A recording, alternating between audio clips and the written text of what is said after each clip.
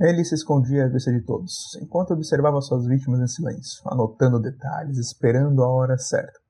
E quando atacava, era rápido, cruel e desaparecia como fantasma. O que leva um homem a viver como pai de família durante o dia e se tornar um predador à noite. A história do serial killer que auto se denominava BTK.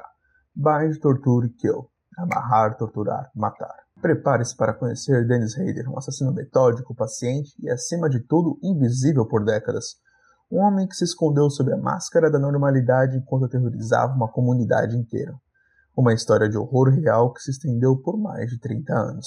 Seja mais do que bem-vindo ao Dossiê Sombrio. Eu sou Luiz Belmonte, e hoje vamos mergulhar em um dos casos mais perturbadores e calculistas da história do crime moderno.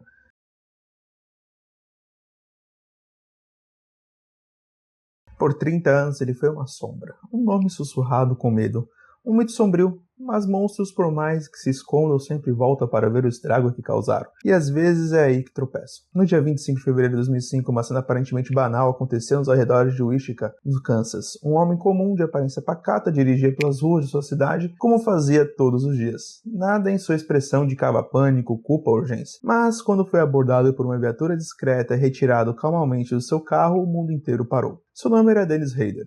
Casado, pai de 2 filhos, presidente da congregação da igreja luterana local. Funcionário público respeitado, escoteiro, vizinhos o descreviam como metódico, educado e até um pouco chato com regras e ordens. Mas o que ninguém sabia, nem sua esposa, nem seus colegas de trabalho, nem os fiéis da igreja, é que Rader era um homem que todos acreditavam estar morto ou preso, o BTK. BTK, a sigla que por décadas simbolizou o medo. Bind, Torture, Kill.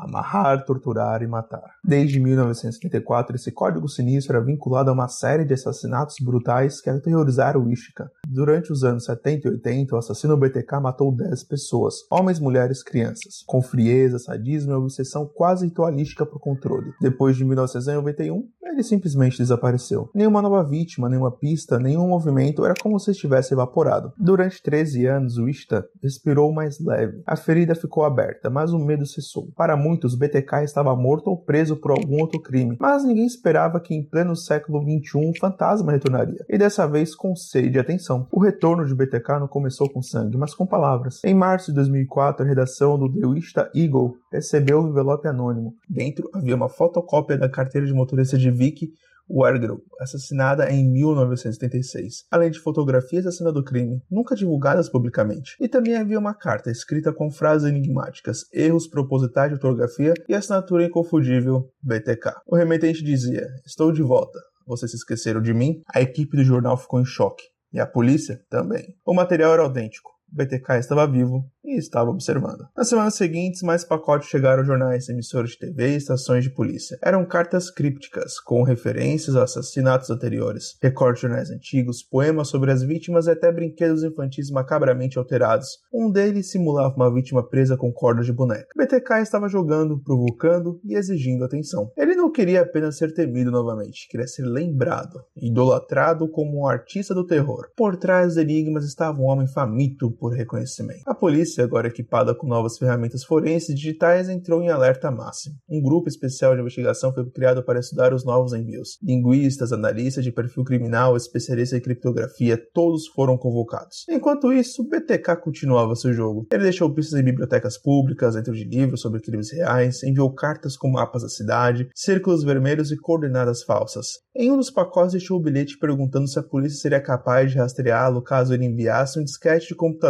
com suas mensagens. O erro fatal. A polícia respondeu publicamente através da mídia: "Não, o disquete não pode ser rastreado." Era uma mentira estratégica. E o BTK caiu na armadilha. No início de fevereiro de 2005, um novo pacote chegou, um disquete do tipo 3x5 polegadas, comum nos anos 90. O arquivo continha uma nova mensagem em formato de texto, endereçada à polícia. Era mais uma de suas narrativas egocêntricas, assinada com a sigla BTK e um símbolo distorcido em ASCII. Mas os investigadores não estavam interessados apenas na mensagem. Eles queriam os metadados, as informações ocultas no arquivo. E foi ali que BTK tropeçou. O disquete havia sido editado por um usuário identificado como Dennis. O nome da organização vinculado ao computador era Christ Lutheran Church, a Igreja Luterana de Cristo, em Wichita. A polícia cruzou rapidamente os dados. O presidente do conselho da igreja era Dennis Rader. Esse nome já havia aparecido brevemente antes, entre milhares, durante a checagem de inspetores municipais com acesso a casas da região. Mas agora havia uma ligação direta com o disquete, e com isso o cerco se fechou. Antes de agir, os investigadores precisavam de uma prova sólida.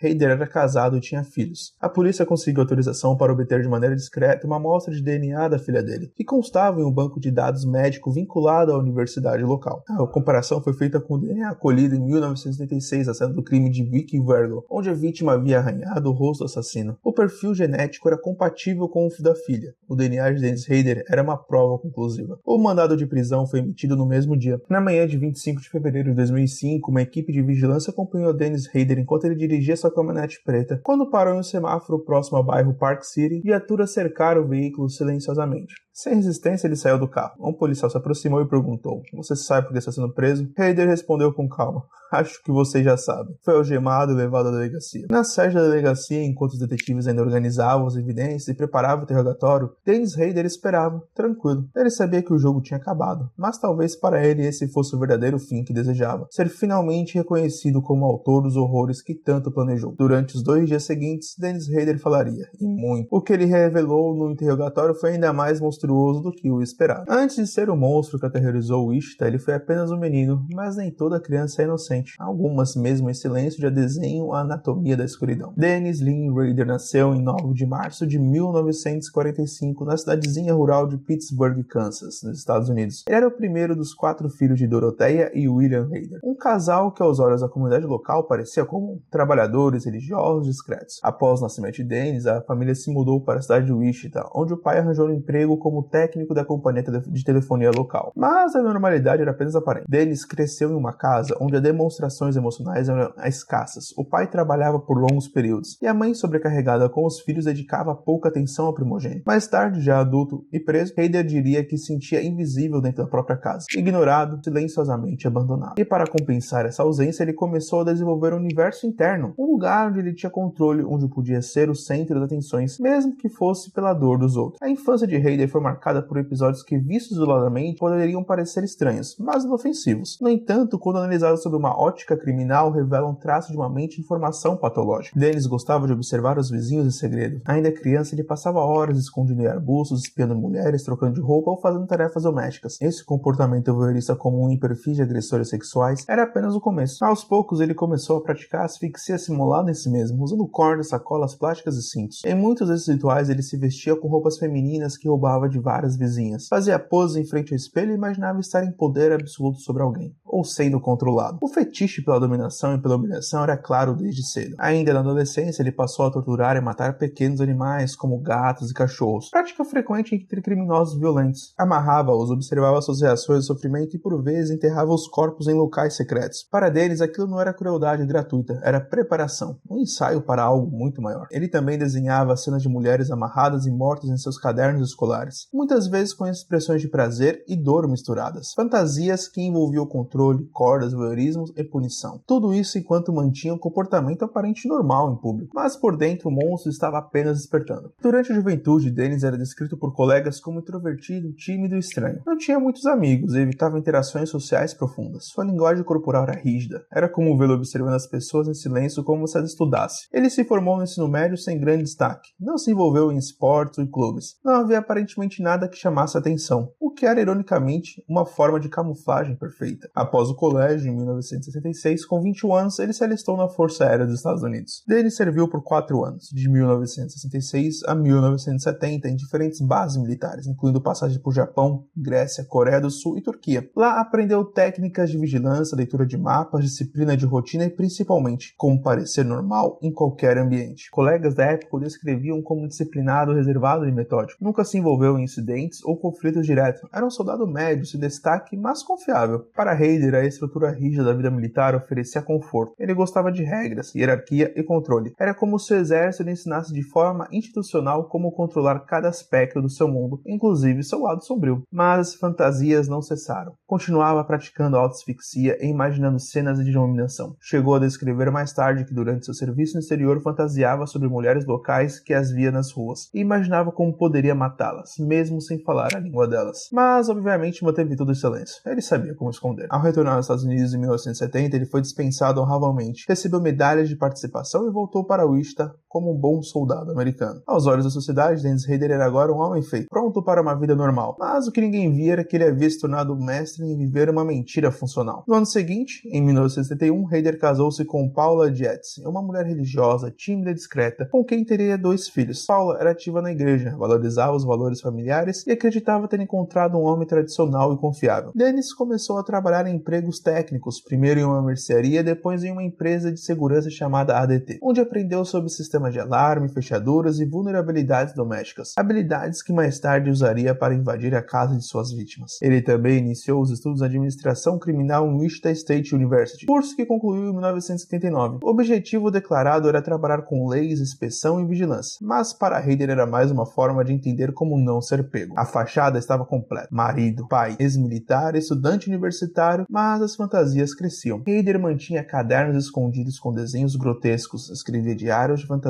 onde ele assumia o papel de carrasco, e suas vítimas eram chamadas de alvos ou projetos. Em seus escritos, ele se referia a si mesmo como The Minotaur, uma criatura mítica que vivia em labirinto observando e caçando. Era o nascimento simbólico do que ele viria a chamar de BTK. Com o tempo, Hader se tornou um membro respeitado da Igreja Luterana de Cristo, onde ocupou cargos de liderança. Era responsável por abrir e fechar o templo, organizar eventos e supervisionar pequenos grupos. Era visto como alguém devoto e confiável. Essa posição lhe dava acesso a diversas famílias da comunidade e uma agenda detalhada dos hábitos de seus vizinhos. Também usava o local para armazenar objetos e praticar seus rituais de autossatisfação e ensinação. Em paralelo, atuava como inspetor municipal, visitando casas da cidade para verificar conformidade de zoneamento e código urbano. Era autorizado a entrar em residências, tirar fotos e fazer anotações, tudo legalmente. Um predador com crachá e autoridade. Durante todos esses anos, sua família jamais suspeitou. Seus filhos o viam como pai exigente, mas presente. Sua esposa, embora percebesse comportamentos obsessivos e frieza emocional, jamais imaginaria que estava dormindo ao lado de um assassino em série. E assim, por décadas, Dennis Hader viveu entre 2 mundos: o das reuniões familiares e dos cultos aos domingos, e dos seus projetos secretos, onde a vida humana era apenas uma peça em seus jogos de controle. Porém, as inclinações sexuais de Dennis Hader não eram simples desejos ocultos. Elas formavam a base de sua identidade secreta. Não se tratava apenas de impulsos, era um sistema de rituais e símbolos alimentados por obsessão, repressão e controle. Hader não buscava prazer pelo prazer, ele buscava a encenação do poder absoluto, ainda que isso o colocasse como vítima de si mesmo. Era uma manhã fria em Wichita, Kansas, em 15 de janeiro de 1974. As calçadas estavam úmidas pelo gelo da noite anterior e o céu cinzento parecia antecipar algo sombrio. A casa da família Otero, no número 803 da North Edmond Street, era a típica vizinhança, um sobrado confortável, quintal amplo, onde as rotinas pareciam obedecer à previsibilidade suburbana americana. Mas naquela manhã, quando os irmãos mais velhos voltavam da escola após não conseguirem entrar pela porta da frente, a calmaria se quebrou. Eles encontraram os corpos de seus pais, Joseph Otero, de 38 anos, veterano da Força Aérea e supervisor da Cesena Aircraft, e sua esposa, Julie Otero, de 33 anos, mortos. Também estavam ali seus 2 filhos menores, Joseph Otero Jr., de apenas 9 anos, e Josephine, de 11. A família fora destruída. Hader já havia planejado essa invasão por dias. Ele seguira os Otero, observava seus horários, conhecia o cachorro, a rotina das crianças, os horários de entrada e saída. Sua escolha não era aleatória. Ele chamava isso de projeto. Na manhã do crime, ele pulou a cerca dos fundos e esperou até que o último filho fosse à escola. Invadiu pela porta dos fundos. Para surpresa, Joseph, o pai, ainda estava em casa, e com ele Julie e as 2 crianças. Ele os ameaçou com uma arma e disse ser um assaltante fugitivo, amarrando-os com cordas que ele mesmo trouxera. Tentou manter o controle da situação, mas logo o caos se instaurou. Joseph tentou resistir. BTK usou um saco plástico e uma corda para sufocá-lo até a morte. Julie implorou por seus filhos. Foi estrangulada lentamente com uma corda ao redor do pescoço, a mesma corda que Hader mantinha em seu kit de troféus. Joseph Jr. lutou, gritou, foi sufocado manualmente até desmaiar, depois morto com um travesseiro sob o rosto. Josephine foi a última. Hader a levou para o porão. Ali a amarrou nua em um cano de esgoto, estrangulando-a enquanto se masturbava. Foi a primeira vez que ele concretizou o ritual completo da sua fantasia. Após o crime, limpou parcialmente a cena, roubou pequenas lembranças, um relógio, um par de calcinhas e deixou a casa pela mesma porta dos fundos. No total, ficou ali mais de uma hora. O assassinato do Zotero foi um abalo sísmico para Wish. A cidade, até então segura e entediante, passou a viver sob tensão. Famílias trancavam portas, compravam armas, olhavam 2 vezes pela janela. Os colegas de classe Josephine choraram durante dias. Professores relataram pesadelos nas crianças da escola. Os vizinhos entraram em estado de pânico coletivo. Mas o mais doloroso estava nos sobreviventes, os filhos mais velhos, Charlie e Danny, que encontraram os corpos. Eles nunca se recuperaram emocionalmente da visão que o BTK deixou para trás. A polícia ficou perplexa. Os crimes não pareciam ser de lógica, nada foi roubado, não houve sinais claros de invasão forçada. Os corpos estavam amarrados com nós complexos, como se feitos por um especialista. Havia sinais de tortura, mas nenhum motivo aparente. Não existiam testemunhas, nenhuma digital útil, nenhuma motivação clara. A mídia especulou assalto, vingança, até envolvimento com drogas. Nada fazia sentido. Os detetives inicialmente descartaram a possibilidade de serial killer. A cidade não estava pronta para essa palavra. Quase um ano depois, a polícia recebeu uma carta anônima, escrita à máquina, enviada à redação do jornal The Wichita Eagle. A carta era uma confissão direta. Abre aspas. As vítimas são minha obra. Não sou um amador.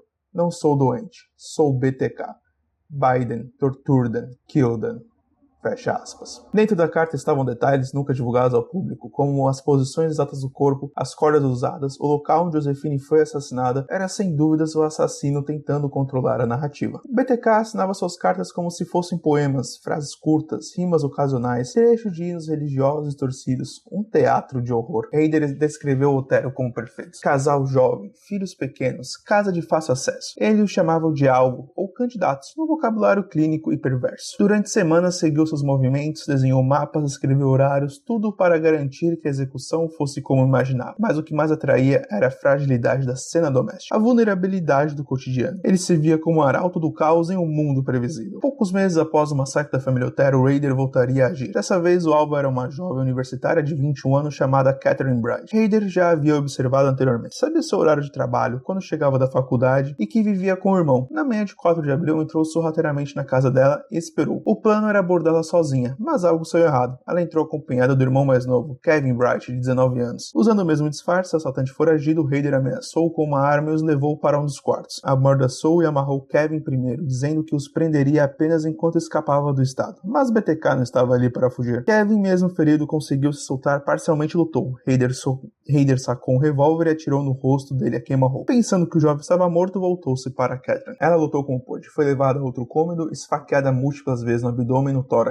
As feridas foram profundas. A força da jovem surpreendeu Hader, que teve dificuldade em contê-la. Enquanto ele lutava para controlar a cena, Kevin, ferido, mas vivo, conseguiu fugir cabalhando da casa e pedir socorro ao vizinho. Quando a polícia chegou, Catherine ainda estava viva, mas agonizante. Morreu a caminho do hospital. Hader fugiu às pressas, frustrado. Aquela não foi a execução limpa que ele havia planejado. Ele chamaria esse episódio mais tarde de um dos meus erros. O testemunho de Kevin Bright foi crucial. Apesar de traumatizado e com a visão parcialmente prejudicada pelo tiro, ele conseguiu fornecer à polícia uma descrição parcial do agressor. Branco, entre 20 e 30 anos, cerca de 1,80 m, cabelo castanho claro, rosto redondo, mas era tudo o que tinha. O BTK não deixava as digitais, usava luvas, retirava o telefone do gancho, limpava parcialmente os locais. Naquele ponto, a polícia não conectava totalmente os dois casos. E após quase 3 anos de silêncio, o predador retornaria. E agora, mais metódico, mais frio e menos impossível. Shirley Vian, 26 anos, mãe de 3 filhos. Era uma dona de casa comum, vivendo no bairro modesto de Wichita. Na tarde de 17 de março de 1977, Hader rondava a vizinhança procurando sua próxima vítima. Inicialmente queria atacar outra mulher, mas desistiu ao ver que não estava sozinha. Então avistou Shirley. Ele tocou a campainha, foi um de seus filhos quem atendeu. Alegando ser o detetive investigando um crime, forçou a entrada. Shirley tentou manter a calma diante dos filhos, mas Hader os trancou no banheiro com cobertores e brinquedos, bloqueando a porta com móveis. Depois, conduziu Shirley até o quarto, onde amarrou de forma meticulosa e estrangulou com uma corda. Durante o assassinato, Hader se masturbou, algo que ele raramente admitiria publicamente, mas que fazia parte do ritual de citação. Ao deixar o local, limpou parcialmente a cena, levou alguns objetos pessoais e desapareceu novamente. Os filhos de Shirley foram encontrados horas depois por vizinhos. Apesar do trauma, um deles deu um breve depoimento à polícia. Mais uma vez, nada o ligava diretamente ao crime. Nenhum DNA, nenhuma digital. Pouco depois do assassinato de Shirley Vian, a polícia recebeu uma nova carta do assassino, dessa vez endereçada ao jornal KAKE-TV. Abre aspas, sinto muito pelos pequenos, mas era a hora. Eu precisava alimentar a besta, BTK. Fecha aspas. Nessa carta, eles exigiam um nome oficial para ser reconhecido pela mídia, sugerindo inclusive The BTK Strangler. A arrogância era evidente. O prazer estava não apenas em matar, mas em controlar a narrativa. BTK voltou com força final em 1977. Dessa vez a vítima foi Nancy Fox, de 25 anos, que trabalhava em uma loja de roupas e dava aulas de catequese em sua igreja local. Hader a seguir havia semanas. Na noite do assassinato, entrou pela janela dos fundos enquanto ela ainda não estava em casa. Esperou no escuro, escondido em seu closet. Quando Nancy chegou, ele a surpreendeu. Com uma arma em punho, explicou o que pretendia fazer. Nancy, tentando manter a calma, cooperou, acreditando que poderia escapar com vida. Ele a deixou trocar de roupa antes de amarrá-la, um momento que ele mais tarde descreveria como erótico. E dentro da fantasia, ela foi colocada na cama, amarrada de costas e estrangulada com o cinto. Antes de sair, BTK limpou a cena com um pano úmido, roubou itens íntimos e telefonou para a polícia do centro da cidade. Abre aspas. Sim, você vai encontrar um homicídio no número 843 da South Parish. Nancy Fox está morta. Fecha aspas. Desligou calmamente. O operador pensou tratar-se de um trote até a patrulha confirmar o crime. A polícia já suspeitava que os crimes estavam conectados. Os mesmos elementos surgiam: nós intricados, estrangulamento manual com cordas, ausência de estupro, itens pessoais roubados, mas não havia uma base de dados forense. Não havia DNA processado como hoje. O assassino parecia um fantasma. O telefone usado para confessar o crime de Nancy era o orelhão do centro da cidade. Sem testemunhas, sem câmeras, ele estava sempre um passo à frente. Com 4 mulheres assassinadas brutalmente, em sequência, a cidade mergulhou em medo. Mulheres começaram a fazer curso de autodefesa, pais trancavam as portas com medo de que o assassino das cordas invadisse suas casas. A mídia começou a dar nomes ao assassino: o Carrasco de Wichita, o Estripador do Meio Oeste, mas nenhum pegava tanto como o que ele mesmo havia criado. BTK, amarrar, torturar, matar. Hader chamava cada possível vítima de projeto, com nomes como Projeto Verde, Projeto Luz, Projeto Perdiz. Ele colecionava informações, horários, hábitos, rotas de ônibus, roupas favoritas. Fazia listas, mapas, observava de longe, fotografava com câmeras escondidas. Ele dizia que sentia uma euforia ao observar a rotina daquelas mulheres sem que elas soubessem, como um deus oculto decidindo o momento exato para a execução. Era um voyeur metódico. Cada crime era para ele uma encenação ritualística de suas fantasias infantis. Após o assassinato de Nancy Fox em dezembro de 1977, BTK desapareceu da cena do crime por vários anos. Foram quase 8 anos de silêncio absoluto, sem cartas, sem mortes conhecidas, sem pistas. A comunidade acreditava que o assassino estava morto, preso por outro crime ou havia se mudado. A polícia, sem novas evidências ou conexões, deixou de priorizar o caso. O nome BTK começava a desaparecer da mídia. Mas Dennis Hader não havia parado. Ele apenas guardava suas energias e planejava novos ataques.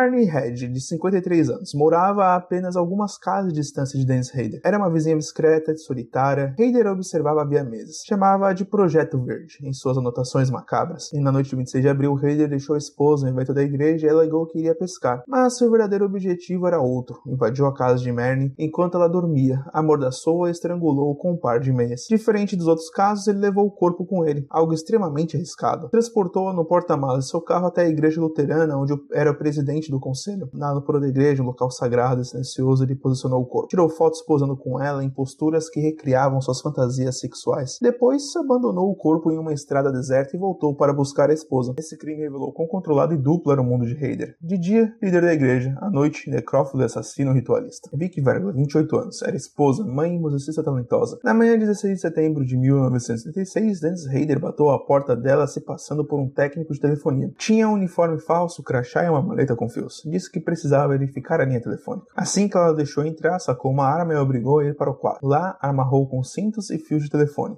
O estrangulamento foi lento. Hader tirou diversas fotos com uma Polaroid, posando o corpo de Vicky. Depois de sair, jogou o filme da câmera em um bueiro. O corpo foi encontrado pelo marido horas depois. A polícia desconfiou inicialmente do próprio esposo. Hader, satisfeito, desapareceu mais uma vez. Ele começava a sentir prazer no poder de fazer alguém inocente pagar pela culpa que era toda dele. Já o último assassinato conhecido antes de sua longa hibernação foi o de Dolores Davis, 62 anos. Dennis já havia escolhido semanas antes, observando-a do carro enquanto patrulhava bairros em busca de projetos. Na noite do crime, Hader contou à esposa que participaria de uma conferência noturna do grupo de escoteiros. Foi até um hotel barato, fingiu dormir ali, depois saiu pelas janelas dos fundos. Quebrou uma janela e invadiu a casa de Dolores. Acordou e alegou ser um fugitivo da lei. Ela tentou negociar, oferecer dinheiro. Hader amarrou-a e estrangulou com as mãos. Enrolou o corpo no cobertor e escondeu em um bosque próximo. Depois voltou ao hotel, trocou de roupa e dormiu tranquilamente ao lado de outros escoteiros e pais. Pela manhã, tomaria café com todos como se nada tivesse acontecido. Esse foi o seu último assassinato conhecido. Após isso, desapareceu por mais de uma década. BTK havia sumido, mas sua fome ainda existia. Em março de 2004, quando o caso completava 30 anos, o jornal local The Wichita Eagle publicou a matéria especial sobre o mistério não resolvido de BTK. Heather leu e ficou indignado. Como ousavam pensar que ele estava morto? Como podiam esquecer de seu legado? Então escreveu, abre aspas, sou eu, BTK, nunca fui pego, ainda estou por aqui, quero voltar ao jogo. Meus amigos me chamam de Bill Thomas Killman, fecha aspas. Acompanhava a carta uma cópia do cartão de motorista de Vic Virgil e fotos nunca antes divulgadas da cena do crime. Estava confirmado. O assassino havia voltado. Ao longo de 2004 e 2005, Hader enviou vários pacotes e cartas à polícia e à mídia. Dentro das correspondências ele incluiu bonecas amarradas, poesias sádicas, mapas e instruções, tudo remetendo aos crimes. Mas o que selaria seu destino foi um erro fatal e vaidoso. Em uma das cartas, BTK perguntou à polícia se seria possível rastrear um disquete, caso ele enviasse. A polícia respondeu por meio de anúncio no jornal dizendo que não, uma mentira estratégica. Dias depois, a estação de TV KAKE recebeu um disquete da marca Memorex. Analisando os metadados, os investigadores descobriram que o arquivo foi criado de um computador da Igreja Luterana de Cristo e modificado por um usuário chamado Dennis. Uma busca rápida revelou Dennis Hader, presidente do conselho da igreja, escoteiro veterano, funcionário da prefeitura. Com o nome em mãos, a polícia começou a investigá-lo silenciosamente. Conseguiram uma amostra de DNA da filha de Hader, coletada de exames médicos na universidade. A amostra foi comparada com os vestígios de sêmen e saliva encontrados em cenas de crimes anteriores. A compatibilidade genética foi esmagadora. A polícia agora tinha 100% de certeza. BTK era Dennis Hader. Em 25 de fevereiro de 2005, a polícia de Wichita finalmente prendeu Dennis Hader em frente à sua casa. Quando os policiais se apresentaram, ele ficou em silêncio. Depois disse, abre aspas, tenho consciência do porquê estou sendo levado. Adivinharam, não foi? Fecha aspas. Dentro da casa encontraram um arquivo meticuloso de décadas. Fotos de vítimas, recortes de jornais, mapas, rascunhos de cartas, máscaras, cordas e até fantasias femininas. Dennis Hader tinha finalmente caído. Por vaidade. Por precisar ser visto. Por querer o reconhecimento que nunca veio em vida. E por não suportar ser esquecido. Sou um assassino em série, sou o BTK. As pessoas me conhecem como Dennis Hader. Mas essa é só uma das minhas faces. Dennis Hader, Confissão à Polícia, 2005. Em 25 de fevereiro de 2005, o pesadelo de décadas finalmente ganhou um rosto. Dennis Lynn Hader, o homem por trás da sigla BTK, Bind, Torture, Kill. Foi preso em Park City, Kansas, a cidade que vivia um terror de assassino invisível desde os anos de 1970. Descobriu que o predador estava entre eles o tempo todo. E mais que isso, era um vizinho exemplar, um pai de família devoto, presidente da congregação da igreja luterana local, escoteiro veterano e funcionário da prefeitura, um cidadão comum. A revelação foi um choque coletivo, amigo de todos e suspeito de ninguém. Dennis Hader era o exemplo perfeito de como o mal pode usar a banalidade como disfarce. Durante os primeiros interrogatórios, Dennis confessou com a naturalidade perturbadora todos os 10 assassinatos. Relatava os crimes com detalhes técnicos meticulosos, como se estivesse escrevendo procedimentos de uma empresa e não atos de pura crueldade. Ele usava termos como projetos e atribuía codinomes às vítimas. Não falava como assassino, falava como um engenheiro que planejava operações logísticas. E em sua cabeça era isso mesmo, uma operação de poder e controle. Ao ser questionado se sentia remorso, respondeu, abre aspas, não, era uma compulsão, como fome, eu precisava matar, fecha aspas. Em 27 de janeiro de 2005, Dennis Hader se declarou culpado de 10 assassinatos em primeiro grau, um por um diante do tribunal lotado. Não houve necessidade de julgamento tradicional. Ele mesmo narrou os crimes em detalhes, deixando até os promotores em choque. Abre aspas. Amarrei a família Otero, estrangulei os pais, matei a menina por último. Fiz isso por necessidade. Fecha aspas. Disse Dennis Hader em juízo. Famílias das vítimas choravam, saíam da sala, gritavam, um pai gritou, você é o diabo. O juiz Patrick Helter, visivelmente afetado, disse, abre aspas, o senhor é o retrato do mal que apodrece na prisão. Fecha aspas. Hader foi condenado a 10 prisões perpétuas consecutivas, totalizando 175 anos antes de ser elegível para qualquer revisão. Nunca mais verá a luz do sol em liberdade. Desde então, Dennis Hader vive em Eldorado Correction Facility, em Kansas, em confinamento parcial por questões de segurança, isolado. Passa os dias desenhando, lendo a Bíblia e escrevendo. Por anos, trocou cartas com jornalistas e até fãs. Nessas cartas mostrava orgulho, usava a sigla BTK com vaidade e assinava como BTK, o estrangulador sombrio. No entanto, à medida que o tempo passou e os holofotes apagaram, Hader mergulhou no esquecimento novamente. E para um narcisista como ele, essa talvez seja a punição mais cruel. Para os familiares das vítimas, a prisão trouxe alívio, mas jamais cura. Charlie Otero, que tinha apenas 15 anos quando encontrou seus pais e irmãos mortos em 1974, tornou-se ativista contra crimes violentos e vive com traumas até hoje. Abre aspas, nunca houve um final feliz, só o fim da dúvida e o começo do luto, fecha aspas, Charlie Otero. Mas o horror não terminou com os Otero. Quando Dennis Rader foi preso, sua própria família foi destruída junto. Entre eles, sua filha Carrie Howson, que foi a que enfrentou a queda mais profunda. Carrie Howson cresceu acreditando que tinha um pai amoroso que levava para acampar, que acompanhava a igreja e que lhe ensinava a pescar. Para ela, Dennis Rader era o pai durão, mas presente. O choque foi devastador. Ao saber da prisão, Carrie ficou em estado de choque e negação. Durante anos, ela teve crise de ansiedade, depressão e síndrome de estresse pós-traumático, mas o que a tornou conhecida foi a sua decisão de escrever um livro corajoso, A Luz nas Trevas. A filha do BTK denunciou seu pai, o serial killer, publicado em 2019. No livro, ela descreve o que foi viver com um monstro sem saber, a dor de descobrir que seu pai era o assassino que parecia nos noticiários de sua infância. Carrie também compartilha de seu processo de cura e o perdão, mesmo que incompleto. Abre aspas, eu não posso apagar o que ele fez, mas posso impedir que ele destrua também, fecha aspas. Carrie Howson. Hoje, ela é escritora, palestrante, mãe e defensora de vítimas de traumas familiares. Carrie cortou o contato com o pai, mas ocasionalmente escreve por carta, como parte do próprio processo de enfrentamento. O caso BTK teve repercussão global. Documentários, entrevistas, livros e séries exploraram o paradoxo de um homem comum e monstruoso. Especialistas colocam ao lado de Bundy e Gacy, mas com a peculiaridade, Rader era um serial killer funcional. Ele trabalhava, era voluntário, organizado, matava e depois levava os filhos para tomar sorvete. A comunidade de Wichita entrou em choque. Escolas e igrejas fizeram sessões de apoio emocional. Pessoas que o conheciam se recusavam a acreditar. Abre aspas, ele me ensinou sobre Deus e depois descobri que ele era o demônio, fecha aspas, disse um ex-colega da igreja. Psicólogos classificaram Dennis Rader como um portador de transtorno de personalidade narcisista com traços sádicos e fetichistas. Suas fantasias começaram na infância quando se excitava com imagens de mulheres amarradas e evoluíam para práticas de voyeurismo, crossdressing e asfixia autoerótica. Seu prazer estava no controle absoluto, mais do que na morte. Ele matava para manter viva a fantasia e revisitava os crimes com desenhos, roupas das vítimas e rituais secretos. O caso do BTK levou a mudanças profundas nas técnicas de investigação criminal. O uso de metadados digitais, rastreamento de disquetes e perfis psicológicos tornou-se padrão após a captura de Rader. Ele também provou que o estereótipo de psicopata esquisito e isolado não é regra. O verdadeiro perigo pode morar ao lado, sorrir no supermercado ou ajudar no culto de domingo. Hoje, Dennis Rader vive recluso com mais de 75 anos em um mundo que o esqueceu. Sua ex-esposa, Paula Jets, o abandonou dias após a prisão. Seus filhos mudaram de nome. Sua neta mais nova nunca o conhecerá. O homem que queria ser lembrado como um deus do medo terminou como um velho solitário e ignorado, sem fãs, sem seguidores, sem poder. Um prisioneiro da própria escuridão. E a história de Dennis Rader serve como lembrete cruel. Os monstros mais perigosos são aqueles que sabem parecer inofensivos. E você? O que faria se descobrisse que a pessoa mais próxima de você esconde um segredo tão sombrio? Você conseguiria perdoar ou preferiria nunca ter descoberto? Queremos saber o que você pensa sobre o caso BTK, como esse tipo de história impacta a forma como você enxerga o mundo ao seu redor. Se esse vídeo te fez refletir, curta, compartilhe e se inscreva no canal. Aqui no Dossiê Sombrio, toda semana revelamos as entranhas da mente criminosa com a frieza de quem investiga e a empatia de quem se importa. Eu sou Luiz Belmonte e esse foi mais um mergulho no lado mais escuro da natureza humana.